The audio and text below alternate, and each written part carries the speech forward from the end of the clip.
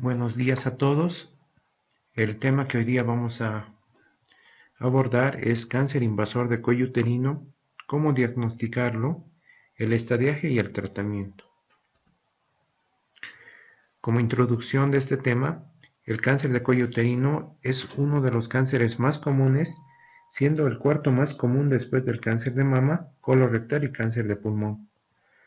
La Globocam, que es la estadificación del cáncer global, el 2020 estimó que en todo el mundo existen aproximadamente 604.000 nuevos casos de cáncer de cuello uterino, con 342.000 muertes anualmente. El 80% de las mujeres seguidas a lo largo del tiempo al menos adquirirán una infección por virus de papiloma humano de alto riesgo que muestra su facilidad de transmisión. El virus del papiloma humano, los genotipos 16 y 18 representan en sí, entre los dos, el 71% de los casos. En cambio, el otro denominado pool de alto riesgo, que están incorporados otros genotipos, 12, tenemos el 31, 33, 45, 52 y 58 que representan el otro 19% de los cánceres de cuello uterino.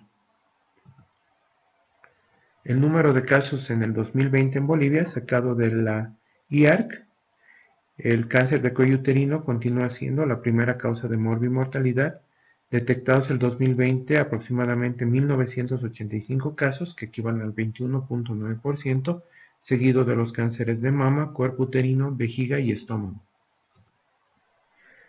Como introducción al tema, ya enfocándonos en lo que es el cáncer, aunque los cánceres de cuello uterino se originan de células con cambios precancerosos, solo algunas de las mujeres con cambios precancerosos de cuello uterino padecerán cáncer. En la mayoría de las mujeres, las células precancerosas desaparecerán sin tratamiento alguno. Sin embargo, en algunas mujeres, los precánceres se convierten en cánceres verdaderos o invasivos, y el tratamiento de los precánceres de cuello uterino se puede prevenir casi en todos los cánceres. Tipos de cáncer de cuello uterino, tenemos dos, ¿no? Los cánceres de cuello uterino y los precánceres se clasifican según el aspecto que presentan al observador con un microscopio en el laboratorio. Los dos tipos más comunes de cáncer de cuello uterino son el carcinoma de células escamosas, que es el más común, y el adenocarcinoma, que es menos común. La mayoría, 9 de 10 casos de estos, son carcinomas de células escamosas. Estos cánceres se desarrollan a partir de células en el exocervix. Los carcinomas de estas células se originan con mayor frecuencia en la zona de transformación, que es la unión de las dos uniones escamocolunares, tanto la antigua o original y la nueva fisiológica en sí, donde el exocervix se une al endocervix. La mayoría de los otros cánceres cervicales son adenocarcinomas que se originan de células glandulares. El adenocarcinoma cervical se origina en las células de las glándulas productoras de mucosidad del endocervix. El cáncer de cuello uterino, que tiene características tanto de los carcinomas de células escamosas como de adenocarcinomas, es menos común, y estos también se denominan carcinomas adenoescamosos o carcinomas mixtos, que son muy raros. La clínica del cáncer de cuello uterino de cervix, ¿no? Es posible que el cáncer de cuello uterino en estadio temprano no causa signos ni síntomas perceptibles, o sea, pasa en otras palabras asintomática. Los posibles signos y síntomas de cáncer de cuello son los siguientes: cuando existe hemorragia vaginal, cuando hay un flujo vaginal inusual o normal, puede haber dolor pélvico, puede existir dispareunia y la hemorragia poscoital, que se conoce con el nombre de sinusorragia. ¿Cómo se hace el diagnóstico del cáncer de cuello uterino? Entonces, como ya hemos mencionado anteriormente, hay varios métodos de diagnóstico de cáncer de cuello uterino, entre estos los antecedentes y la historia familiar, el examen físico, el examen pélvico, se puede realizar el estudio citológico del cuello uterino, que es el frotis de Papa Nicolau, se puede complementar con la prueba de PPH, que es un test molecular, el legrado endocervical en caso de sospecha de adenocarcinoma o atipia glandular, la colposcopia y la biopsia, que es mandatoria, ¿no?, en todos estos casos. Esta es una imagen de cómo se puede diagnosticar cáncer de cuello uterino invasor. Se puede realizar la biopsia directamente a nivel del cervix con la biopsia, con la pinza de biopsia o sacabocado, o se puede realizar el conobiopsia para llevar anatomía patológica y que más o menos nos oriente a qué nos estamos enfrentando. El diagnóstico también se puede realizar por métodos auxiliares, entre estos las pruebas y procedimientos para evaluar la extensión de la enfermedad son las siguientes. Se puede realizar una tomografía computarizada, el PET scan o tomografía por emisión de positrones, la cistoscopia, se puede realizar la laparoscopia, radiografía de tórax, ecografía y las imágenes por resonancia magnética. Todos estos métodos auxiliares son de mucha utilidad para ver invasión de cuello.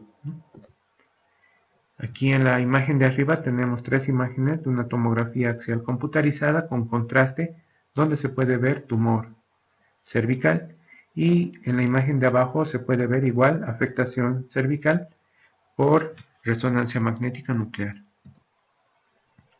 Esto es muy importante, también nos sirve como método de tamizaje o screening el PAP y la prueba de BPH que se denomina COTES, como mencionamos en las anteriores clases.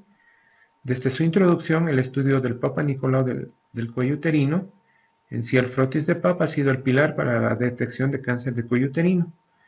Sin embargo, técnicas moleculares para identificación de DNA del BPH son muy sensibles y específicas. Hemos dicho que la sensibilidad y la especificidad son mayores a un 95%. Las opciones vigentes para los exámenes de detección son las siguientes.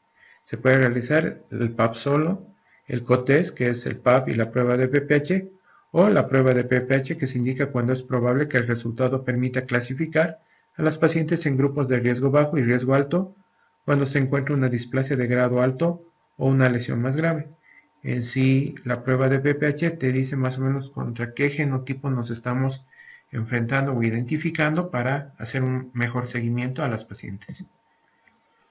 De acuerdo a los factores pronósticos, el pronóstico de cada paciente con cáncer de cuello uterino depende en gran medida del grado de diseminación de la enfermedad en el momento de diagnosticarlos.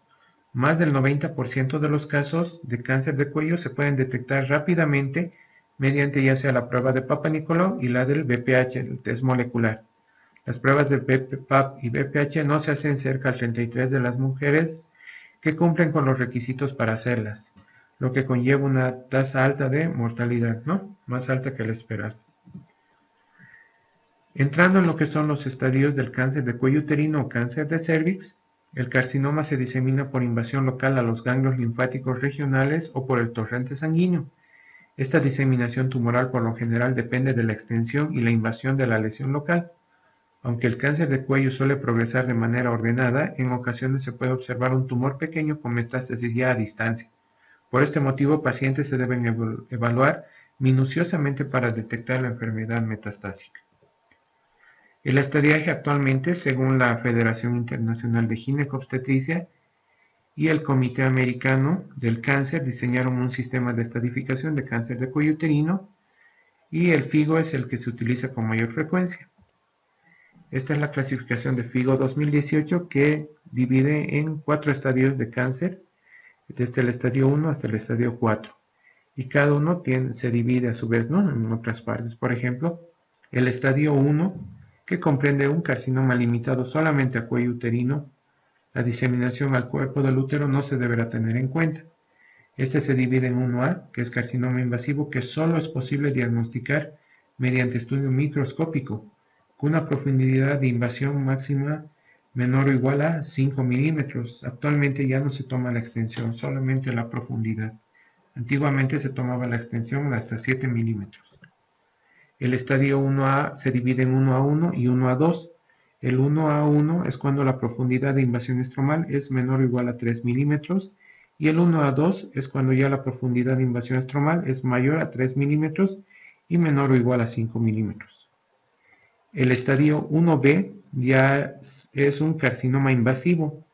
A diferencia de los anteriores que son microinvasores, este ya es un invasivo con profundidad de invasión máxima mayor de 5 milímetros, superior al estadio 1A. La lesión aún se limita al cuello uterino y el tamaño se mide según el diámetro tumoral máximo.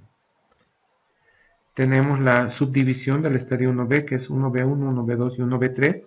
El 1B1 representa cuando el carcinoma invasivo tiene una profundidad de invasión estromal mayor a 5 milímetros y menor o igual a 2 centímetros en su mayor dimensión. Ya el estadio 1B2 es cuando el carcinoma invasivo es mayor a 2 centímetros y menor o igual a 4 centímetros en su mayor dimensión.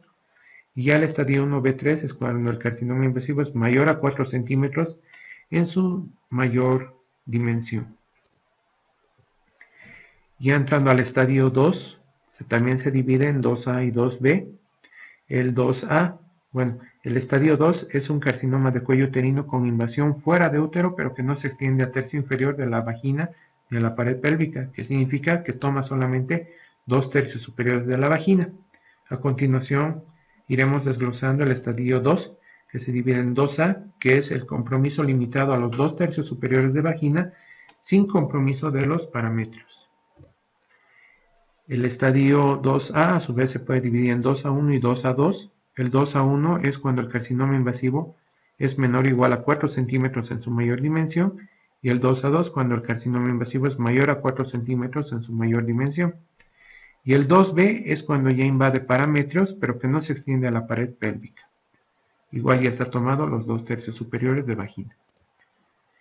El estadio 3 es un carcinoma que infiltra el tercio ya inferior de la vagina, se ha diseminado a pared pélvica, puede causar hidronefrosis, produce insuficiencia renal o infiltra los ganglios linfáticos pélvicos y paraórticos. El 3 se divide a su vez en 3A, 3B y 3C. Vamos a ir desglosando cada uno de estos. El 3A, carcinoma que infiltra el tercio inferior de la vagina sin diseminación a la pared pélvica. El 3B es una diseminación a pared pélvica, puede dar hidronefrosis o insuficiencia renal, salvo que se pueda conocer otra causa, ¿no? Ya adyacente. Y el 3C es compromiso de los ganglios linfáticos pélvicos o paraórticos, incluso micrometástasis, independientemente del tamaño y la extensión del tumor, ¿no? Tenemos dos, el 3C1, metástasis solo en ganglio linfático pélvico, y cuando ya es un estadio 3C2, hay metástasis ya en ganglios linfáticos paraórticos, ¿no? No es necesario que memoricen la parte de abajo. Y el estadio 4, el carcinoma se diseminó fuera de la pelvis menor o hay compromiso de la mucosa de vejiga y o recto verificado por biopsia. Un edema ampolloso por sí solo no es suficiente para asignar el estadio 4. En otras palabras, el estadio 4 ya es cuando hay metástasis a local o a distancia y se divide en A y en B. Hablamos del A cuando la diseminación es a órganos pélvicos adyacentes, ya sea por delante invade a vejiga y por detrás puede invadir al recto. Y el estadio 4B ya es una diseminación a órganos distantes, por ejemplo, hígado, pulmón, cerebro, huesos. Y el tratamiento es lo que tendríamos que hacer, ¿no? Debemos evitar la progresión hacia un cáncer de cuello uterino y ofrecer el tratamiento adecuado para cada paciente. Ya estadios avanzados, el tratamiento del CACO estadio 1A1, un microinvasor sin invasión linfovascular, se puede realizar una conización cervical con márgenes negativos, un borde de 3 milímetros, y se puede repetir el cono si es necesario, o se puede realizar una histerectomía extrafacial o histerectomía radical modificada con disecciones ganglionares. El tratamiento para los estadios 1B2, 3 y 2A ya es radioterapia externa más quimioterapia más braquiterapia, o se puede realizar una histerectomía radical más disección ganglionar pélvica y aórtica, y o radioterapia externa, quimioterapia, braquiterapia, histerectomía adyuvante. Este tratamiento ya lo realizan los oncólogos. Y el tratamiento para estadios ya 2B en adelante, 3 y 4, ya es el tratamiento con radioterapia externa, la quimioterapia y sesiones de braquiterapia. El tratamiento para el estadio de cáncer de cuello uterino 4B ya es radioterapia externa, quimioterapia y muchas veces cuidados paliativos. Esta es una clasificación actual, los tipos de histerectomía de acuerdo a la clasificación de Piver y Rutledge, que se divide en 5, ¿no? Antiguamente se hablaba de las histerectomías radicales de Berten-Meigs, que más o menos correspondería al estadio 3 de Piver, ¿no? Consideraciones sobre el cáncer de cuello uterino. Esto debemos tener en cuenta que muchas veces puede ser maltratado sin criterio oncológico. Muchas veces después de un tratamiento puede progresar, puede recurrir y puede dar metástasis, ¿no? Entonces eso tenemos que tener clara consideración. Y eso sería todo. Muchas gracias.